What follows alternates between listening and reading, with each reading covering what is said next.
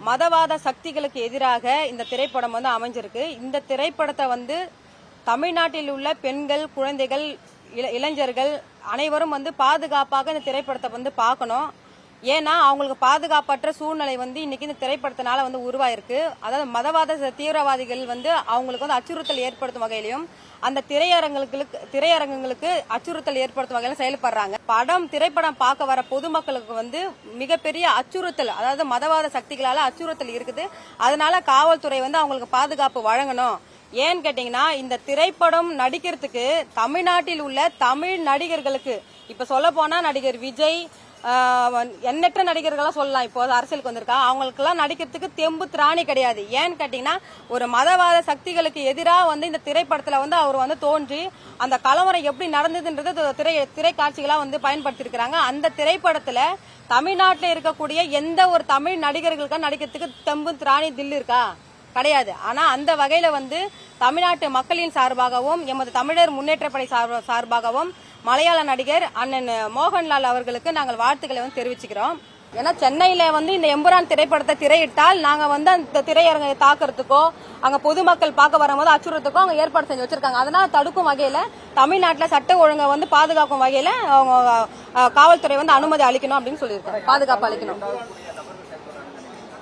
இல்ல இன்னைக்கு வந்து தமிழ்நாட்டுல வந்து கலவரத்தை தூண்டும் வகையில பேசுறது யாருன்னு பாத்தீங்கன்னா இன்னைக்கு பாரதிய ஜனதா கட்சியை சேர்ந்த அண்ணாமலை தான் இன்னைக்கு கலவரத்தை தூண்டும் வகையில ஒரு அதாவது எப்படி சொல்றது, ஒரு மீடியா முன்னாடியே வந்து அசிங்கமாலாம் பேசுறாரு. அவர் வந்து பாதுகாப்பற்ற சூழ்நிலை தமிழ்நாடு இருக்கிறதுக்கு காரணமே இன்னைக்கு பாரதிய ஜனதா கட்சி தான். இன்னைக்கு ஏன்னு கேட்டீங்கன்னா 2024 சட்டமன்ற பொது தேர்தலில் பாஜக வந்து அதாவது ரகசியமா வந்து பின்வழியா வந்து தமிழ்நாட்டு மண்ணை வந்து ஆளணும்னு சிலர்களை வந்து உருவாக்குறாங்க தமிழ்நாட்டுல.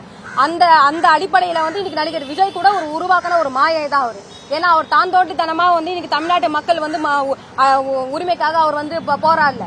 30 வயசுல போராடல, 20 வயசுல போராடல, 40 வயசுல போராடல. இன்னைக்கு வந்து அவருக்கு தலையில இருக்கிற மயிரெல்லாம் போனதுக்கு அப்புறம் காத்து அச்சா டோப்பா பறக்கிற நேரத்துல வந்து இன்னைக்கு 60 வயசுல வந்து இன்னைக்கு கட்சி ஆரம்பிச்சிருக்கிறாருன்னா உங்களை ஏவல் யாருன்னா நான் தமிழ்நாட்டு மக்கள் கேக்குறாங்க.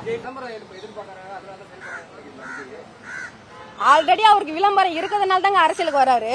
அதாவது விஜய் அவர்களையும் இப்ப வீரலட்சுமி அவர்களே ஈக்குவல் பண்ணி பாத்தீங்கன்னா விஜய்க்கு நாங்கெல்லாம் வந்து பாத்தீங்கன்னா ஒரு அன்னக்காவடி போலதான்.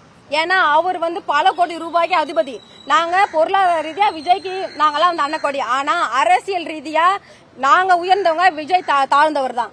ஏன்னா அரசியல் ரீதியா நாங்க வந்து நடிகர் விஜய் வந்து பணத்தை பார்த்து அரசியலுக்கு வந்தவர், நாங்க வந்து தமிழ்நாட்டு மக்களுடைய மனத்தை பார்த்து அரசியலுக்கு வந்தவங்க. எம்ஜிஆர் அவர்கள் வந்து நடிக்கிற காலத்திலேயே வந்து அப்ப வந்து இந்த போல சமூக வலைதளம் கிடையாது, போன் கிடையாது, இந்த மாதிரி தொலைக்காட்சிங்க அந்த அளவுக்கு கிடையாது. அந்த காலத்திலேயே வந்து நாட்டு மக்களுக்கு எம்ஜிஆர் அவர்கள் எளிமையா வந்து, நான் ஜெயலலிதா அவர்களை குறிப்பிட்டு சொல்றேன், எம்ஜிஆர் அவர்களை சொல்லல. ஏன்னா எம்ஜிஆர் அவர்கள் வாழ்ந்த காலத்துல நாட்டு மக்களுக்கும் ஏழை எளிய மக்களுக்கும் பெண்களுக்கும் குழந்தைகளுக்கும் எண்ணற்ற வந்து திட்டங்களை வகுத்து எண்ணற்ற சேவையெல்லாம் செஞ்சுட்டு போனாரு. அதனால முதலமைச்சர் ஆனார். ஆனா அவர் பெயரை வச்சு அவரு காமிச்ச ஒரே ஆளுன்றதுனால ஜெயலலிதா அவர்களுக்கு எந்த அடிப்படை, அவங்களுக்கு எந்த ஒரு இதுவும் கிடையாது. அவங்களுக்கு அரசியலுக்கு வரதுக்கு எந்த தகுதியும் கிடையாது. அவங்க நடிகைன்ற தகுதியை மட்டும் வச்சு அவங்க அரசியலுக்குள்ள வந்தாங்க. தமிழ்நாட்டு அரசியல் அவங்க வந்து ஆட்சி அதிகாரத்தை பிடிச்சாங்க, மக்களுடைய பணத்தை வந்து சுரண்டிட்டு ஜெயிலுக்கு போனாங்க. அவ்வளவுதான் அவங்களுடைய இது. மற்றபடி அதனாலதான் வந்து நடிகர்கள் வந்து தமிழ்நாட்டு அரசியலுக்குள்ள வர வேண்டாம் அப்படின்னு நாங்க சொல்றோம். அதனால எம்புரான் படத்தை வந்து தமிழ் நடிகர்கள் யாரும் உச்சத்தில் இருக்கக்கூடிய தமிழ் நடிகர்களே மதவாத சக்திகளுக்கு எதிராக நடிக்கிறதுக்கு பயந்துட்டு இருந்த நேரத்தில் இன்னைக்கு வந்து மலையாள நடிகர் நடிச்சதுக்கு வந்து வாழ்த்துக்கள் சொல்றதுக்கும் தமிழ்நாட்டில் இருக்கிற மக்களுக்கு வந்து பாதுகாப்பு அளிக்கிறதுக்காக புகார் கொடுத்திருக்கோம். செய்திகளை உடனுக்குடனும் துல்லியமாகவும் தெரிந்து கொள்ள சப்ஸ்கிரைப் பண்ணுங்க.